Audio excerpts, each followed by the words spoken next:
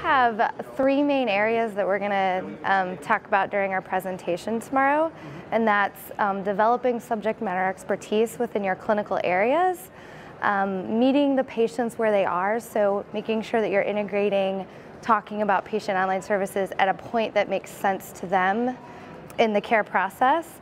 And then the third one is using data to tell the story and really make that impactful and meaningful to the clinical areas, because they're the ones who are really the front line with the patients. They're interacting with them every day. Well, I think so. You have the technology aspect of it. So, we've engaged patients by text message, email. We've engaged them with surveys after they've had, use of it or limited use, where we're trying to follow up with patients, using reminders to try to remind them, and then piggybacking on that. By the way, you can get this information online, but we find the most useful technique is really while the patients actually engage with their providers, and like Angie said, linking what they're doing to what we have available to them online. The most popularly used service within our patient portal, which is the same across all patient portals, is the lab and test results. It's a really effective way to drive adoption, is to make sure that the patients know. And so the good news is, for portals that maybe aren't quite as robust as ours, is a lot of them have that feature, and that's a good way to drive adoption and get the numbers up. So I think some of the biggest roadblocks that we find is just kind of the misconception of certain things, right? The question that, well, my older population won't use this, or my patients really don't necessarily think that this is, or understand what it is. Yet when we talk with the patients, I think what we just heard here is the patients really do want this, they really do use this. And if you look at our top population of users, it's that 50 to 64 age group that's using this the most. Yep, more than 60% of our users are above the age of 50. We even have a significant portion that are 80 and above, and so dispelling some of those myths about usage of it and what the patients like, and that's one of the main areas we use data to try to tell the story about what our portal offers. I think our tactic is more to say, what does the patient need at this particular time? So if the patient calls in and says, I don't remember when my appointment is, regardless of their age or their ethnicity, they need to know when their appointment is. And so that would be a really good teaching opportunity for us to tell them, you could get that information on a 24/7 basis and access that through your portal. Would you like to sign up for that? And so we really look for those teaching opportunities and points throughout the care process to help the patients understand the benefit to them that the portal brings them. Yeah, one of the things, maybe it's not necessarily to change that from a different age population, but we do find that parents with with younger kids, relating the message not just for what they're coming in for, but their children as well. We use proxy caregiver access, and 90% of those are parent-to-child type of access. You do have some of the parents or children taking care of the elderly population, and it's great for that world.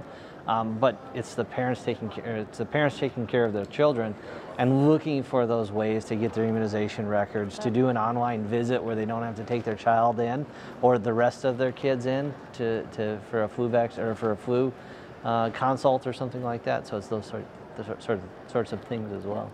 We also have a web and a mobile app presence, and so there's not as big of an age difference as one might expect. The app tends to skew just a little bit younger, but we do have those different options based on what the user might want. Some of the folks that you may not have thought would have been the biggest advocates are now the biggest advocates, because they've seen the impact that it has on their patients. They've seen the impact it has on their daily abilities to do their job. We're asking staff to do more and more in the same amount of time, and they're seeing these tools really be able to help with that. So I think just seeing that and having those individuals that you might not have expected to be some of your biggest champions of this are. Yep. I'm also continually surprised in really little ways at the feature functionality level. So, when you're dealing with an enterprise as large as Mayo Clinic, I'm continually getting requests, and you kind of hear these phrases like the squeaky wheel gets the oil, and so you can be very tempted to think you understand an issue or a want if you just listen to the people who are the loudest. And so one thing I try to do as a product manager is really get past that and understand what is the larger user base.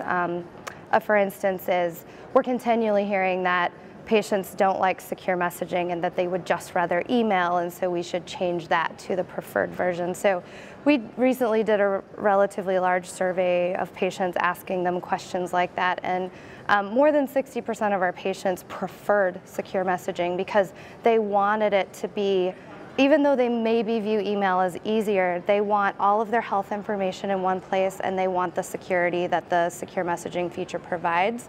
And so sometimes I'm surprised just in little ways by that. I wasn't expecting that large of the population to really prefer that method of communication.